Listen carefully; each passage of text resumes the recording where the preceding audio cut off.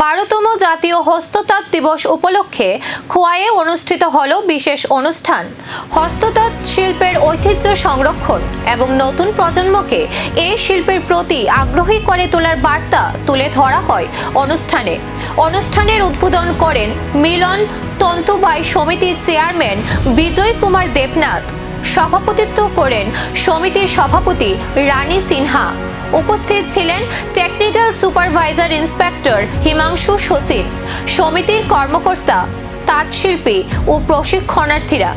বক্তারা বলেন, হস্ততাঁত শিল্প দেশের সমৃদ্ধ ঐতিহ্য ও সংস্কৃতির গুরুত্বপূর্ণ অংশ। এই শিল্প বহু মানুষের জীবিকার পাশাপাশি দেশীয় কারুশিল্পের পরিচয় বহন করে। অনুষ্ঠানে তাঁত শিল্পের বিকাশ, শিল্পীদের উৎসাহ প্রদান এবং নতুন প্রজন্মকে এই ঐতিহ্যবাহী পেশার সঙ্গে যুক্ত করার উপর গুরুত্বারোপ করা হয়।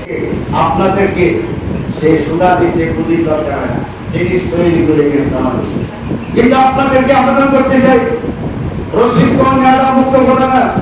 আমি এখানে একটা 15,000 টাকা পেলাম, আমি এখানে একটা ফুলপিট পেলাম, কিন্তু কাজ করবে না। তাইলে আমরা যে সরকার যে আপনাদের জন্য নিরন্তর কাজ করার চেষ্টা করছেন, আমাদের দপ্তর যে নিরন্তর কাজ করার চেষ্টা করছেন, তার সুফল কিন্তু আমরা পাব না।